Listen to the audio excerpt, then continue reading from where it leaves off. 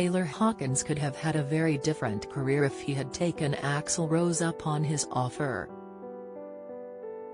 The Foo Fighters drummer, who has tragically died at the age of 50, was once headhunted by the Guns N' Roses frontman who was desperate to recruit him for the band. Axl reached out to Taylor while the Foos were in London promoting their 1999 album There Is Nothing Left to Lose, and the drummer got a phone call from his mum who said Guns N' Roses management had called asking for him. Taylor once told Louder Sound, "Axl was trying to get together a new version of Guns N' Roses, and I think he was checking around for people. They wanted to know if I would come in and try out or whatever. It was kind of otherworldly." Unsure of what to do, he turned to his idol and friend, Queen drummer Roger Taylor, for advice. And he had a story to tell him. Roger shared how he faced a similar decision back in the early 70s, when former Mott the Hoople singer Ian Hunter and guitarist Mick Ronson wanted to recruit him for a new band they'd call Hunter Ronson Taylor. Queen hadn't broken into superstardom yet and Roger considered the offer, but said he came to realize that he wouldn't feel right looking up on stage and not seeing Freddie Mercury and Brian May in front of him. Taylor added, "And he said, I see you and Dave Grohl on stage and there's something you can't buy there.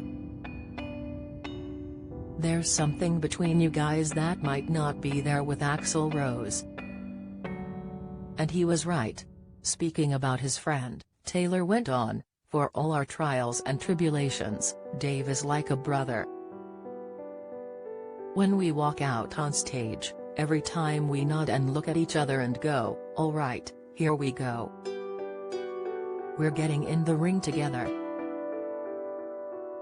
Dave had recruited Taylor for the band after a fallout with drummer William Goldsmith saw him quit. At the time, Taylor was the drummer for Alanis Morissette, and although Dave wanted him for his own lineup, he didn't think Taylor would want to give up the gig. He once told LA radio station 95.5 Kloss, "When it was time to look for a drummer, I wished that he would do it but I didn't imagine he would leave Alanis Morissette because at the time she was the biggest artist in the world. So when I called him and said, hey, I'm looking for a drummer. He said, you know I'm your guy." And I think it had more to do with our personal relationship than anything musical. And to be honest, it still does. Our musical relationship, the foundation of that is our friendship, and that's why when we jump on stage and play, we're so connected because we're like best friends, and it's great. Describing the moment they met, Dave added, "Oh my God. The first time we met, we were at some radio show backstage, and he came up with a beer in his hand. He's like, hey, man, what's up? I'm Taylor, I play with Alanis Morissette.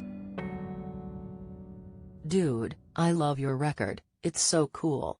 I was like, wow, you're either my twin or my spirit animal, or my best friend.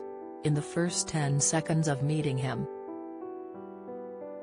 And, of course, I'd seen him play the drums, and I thought he was an amazing drummer.